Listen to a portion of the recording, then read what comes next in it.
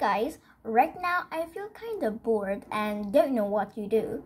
So, do you want to read a book with me? And if you do, then grab a book and relax and read with me.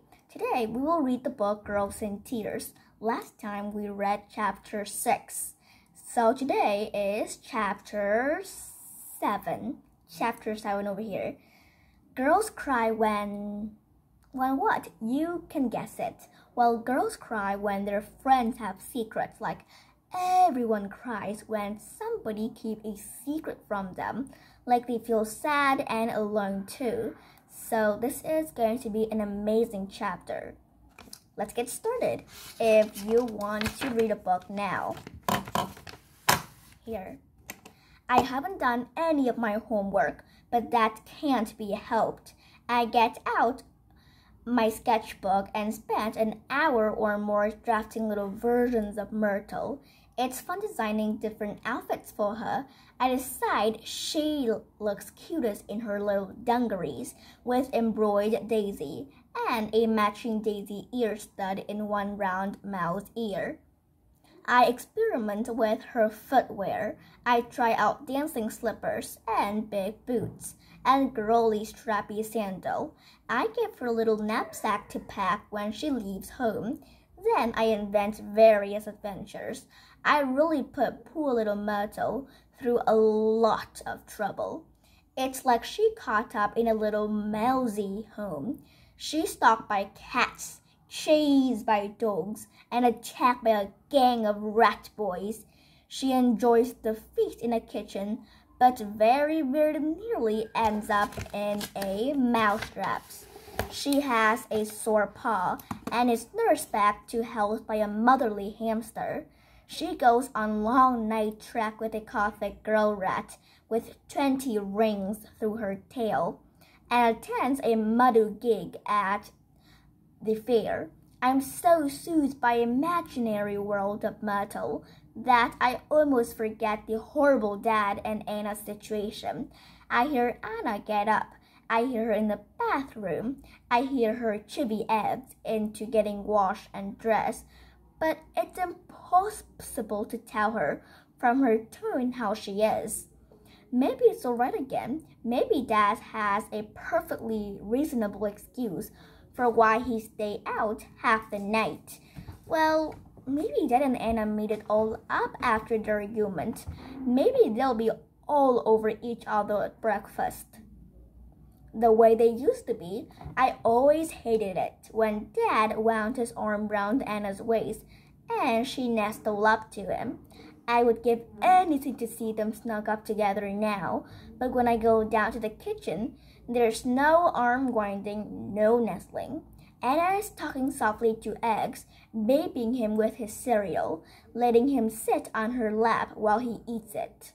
Dad is standing at the sink, drinking a mug of coffee, not looking at anyone, not speaking, acting like he doesn't belong to our family anymore. I look at Anna's sore eyes and white face. I feel so angry with Dad. How dare he mess up around with her, mess up around with all our lives? Dad, can I have a word with you? I said, going up to him. What, look, Ellie, I'm in a bit of rush. Can it wait? Says Dad, putting his coffee cup down and making for the door. No, it can't be wait, Dad, I said fiercely. I want to know what's going on. Where were you last night? Don't, Ellie. Not now. Anna says quickly. Why not? Why can't I ask? What are you playing at, Dad? Why are you doing this? I stand in front of him, angry too, his eyes blazing. Just mind your own business, Ellie, he says, pushing past me. This has got nothing to do with you. It got everything to do with me, I shout. Not in front of Eggs, Anna pleads as Dad walks out. But it's to do with him too, with all of us. I run after Dad in a hole. You've got no right to mess around with us like this, Dad. Can't you see how unhappy you're making Anna just because you're jealous of her? Just because you're jealous of her. So you think I'm jealous, says Dad, opening the front door. Yeah, because Anna's doing so well, you can't stand it. That's just so typical of the whole male ego. You can't bear to be overshadowed. You didn't let my mother work, did you? Even though she was brilliant at art. You know nothing about it, says Dad. Your mother didn't want to work. She wanted to look after you. Yeah, but I bet she would have wanted to work once I was at school. She would have been a brilliant graphic artist, just like Anna's brilliant at her designing. That's what you can't stick, Dad. You're not brilliant. You want us all to look up to you and think you're wonderful. Well, you're not. The only thing you're brilliant at is making us all unhappy. Well, now I know, says Dad, and he walks out, slamming the door.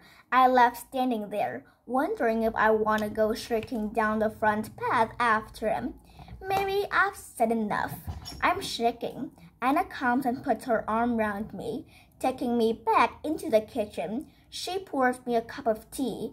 Egg is staring at us, his spoon of cereal dripping slowly up his weather sleeve. You shouted at Dad, Ellie, says Egg. You're getting into very, very big trouble. I don't care, I said, sipping my tea. My teeth clink against the china. I look at Anna. I'm sorry, I just couldn't help coming out with it. I know, says Anna, patting my shoulder. Don't worry so, Ella. It might just all blow over. It might not, I said, and I gave her a quick hug. I think about what might happen as I walk to the bus stop. I play the kids' game of not stepping on the cracks of the pavement. If I can make it all the way to school, then Dad and Anna won't split up. I used to long for that to happen. I wanted Anna to clear up with Eggs so that it could be just Dad and me. But now that's not what I want at all. I would hate it to be just Dad and me, or Dad and me and some new girlfriend. I feel as out of it as Russell. I think of it longingly.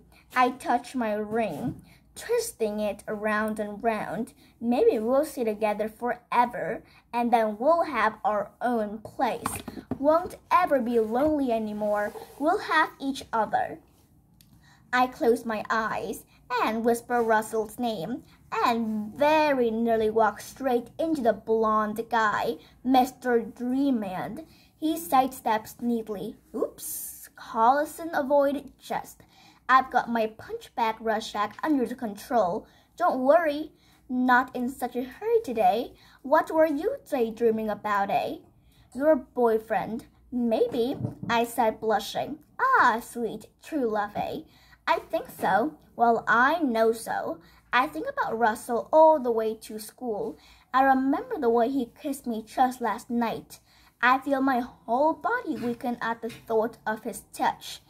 But at the corner of my mind, little Ellie Elephant droops her head, trunk trailing, forced to do all sorts of new tricks for Russell when she's mine and she only wants to do things my way.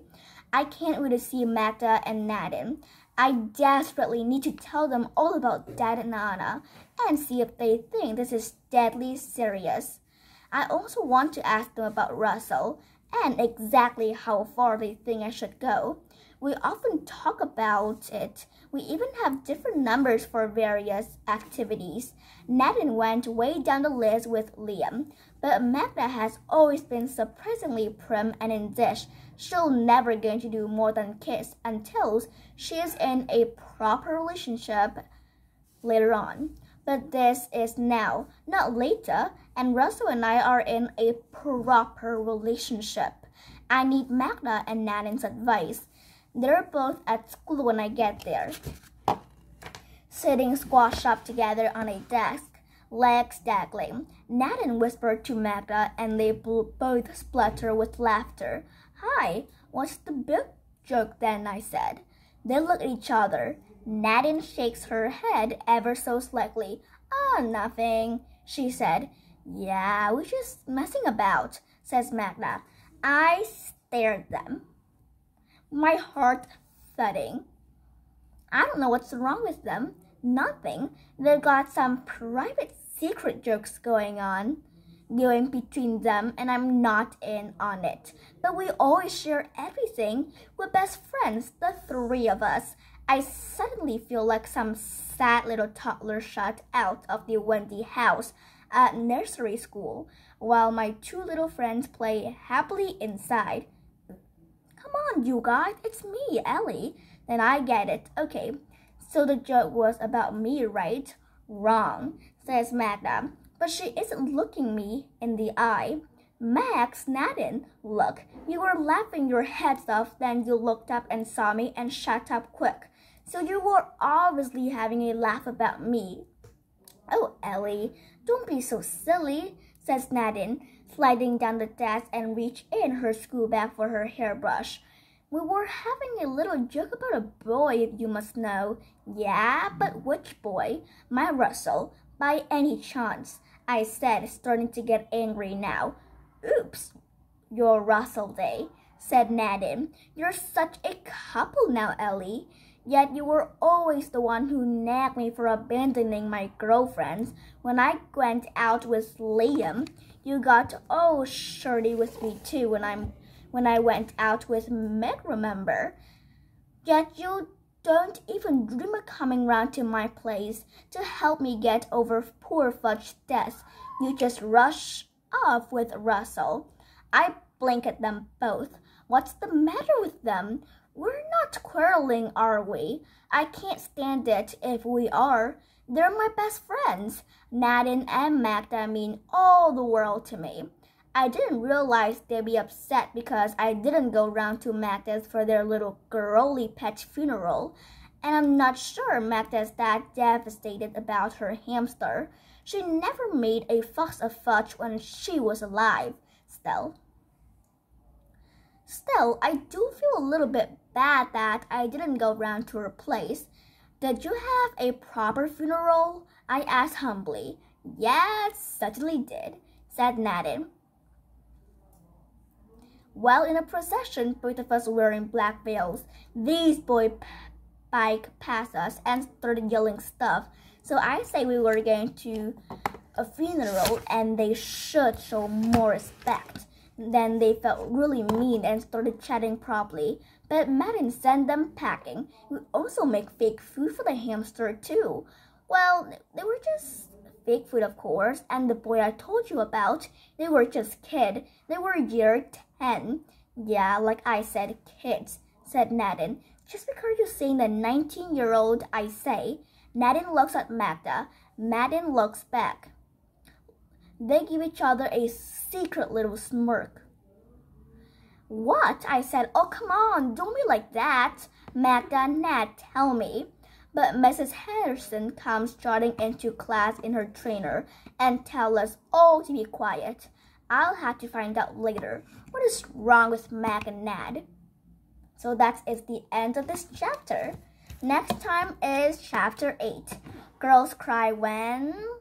We'll figure it out. Bye. See you next time for more stories, more amazing videos.